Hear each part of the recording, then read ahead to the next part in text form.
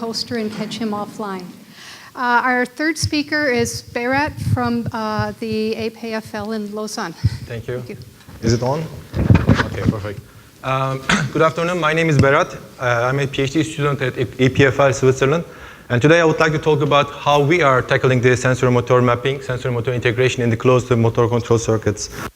So the main motivation of my PhD is to find a way to realign the closed motor control circuits, which requires to understand the sensorimotor integration, the exploring the design principles of the biomechanical systems, and also find a way to reverse engineering the motor control problem.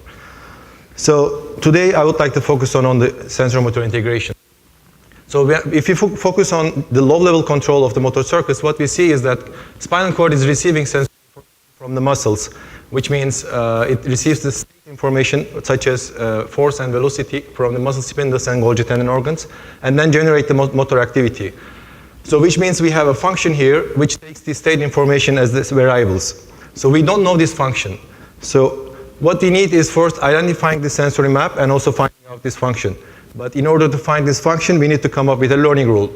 So when we are talking about the learning rule, what we know is in biology, Donald Hebb postulates that the learning is actually a correlative learning, meaning we need to satisfy his concerns.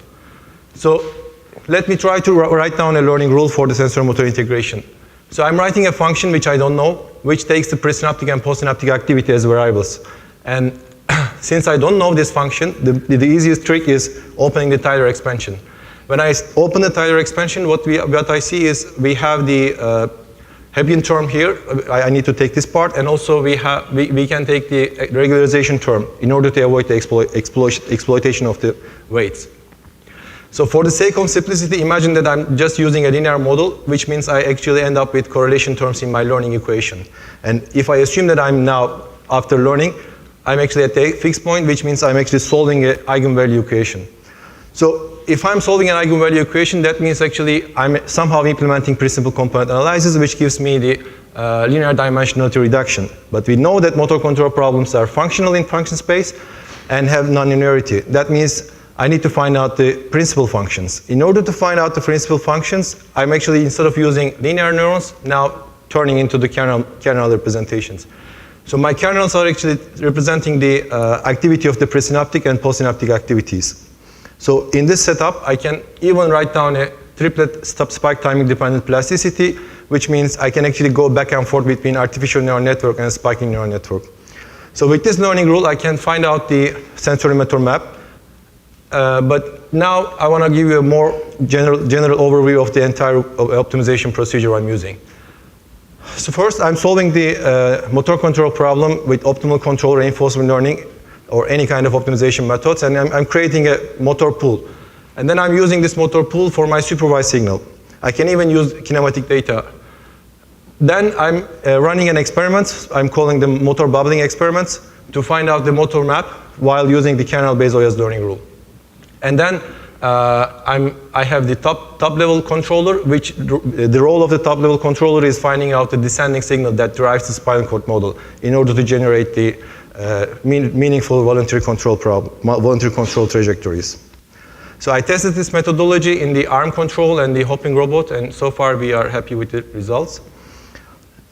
So as a summary, what we have is we now have a learning rule for the sensorimotor integration, and we know how to go back and forth between the spiking neural network and the artificial neural network. If we have further ideas, we can test it easily. And also, we find a way to intervene the spinal cord with the high-level controller based on artificial neural networks. Thanks for your listening.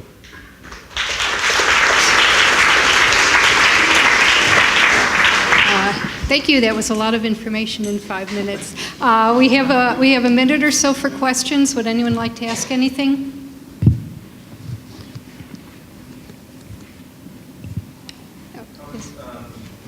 Maybe you're going to talk more about the reverse engineering problem. And this looks like a sort of forward engineering problem that's inspired loosely by what you think may be happening in the nervous system. And I'm wondering if you're sort of working on the dual problem of doing the experiments and so forth to understand how humans actually do it. Well, so far what we have is somehow optimization framework to test our ideas. But the main goal is actually, instead of generating artificial trajectories with, I don't know, in the simulations, we actually would like to integrate the biological data into this framework and test it, whether it is actually a meaningful methodology or not. So far we haven't done it yet, but now we are collecting data and then test it in this framework to actually approach this problem from Can you the give reverse a engineering flavor of what perspective. kind of test you would do? Well, we would like to test the EMG signals that we are generating. Does it match? Is it matching to the biological? I mean, the mouse, for instance, we are using mouse. Is it matching the EMG signals that we have in the mouse or not, for instance? Okay. There was one more, perhaps. Oh, yes. I didn't quite follow all the stuff about the Taylor series and everything. So this is kind of a basic question, is that if ultimately it boils down to PCA, then that's really dimensionality reduction, which sounds to me like it's not quite the same thing as learning the control. No. It can be helpful for making the control easier, but okay, so it's not exactly learning the control. No, with the sensor integration, I'm not learning the control exactly. What I'm doing is I'm just trying to find out what are the main principles of the sensor knowledge I'm using in order to find out the controller very easily. The top level controller I have is the role of this level control is finding the control signal that I need while using the information that I found in the spinal cord. Okay. Thank you again.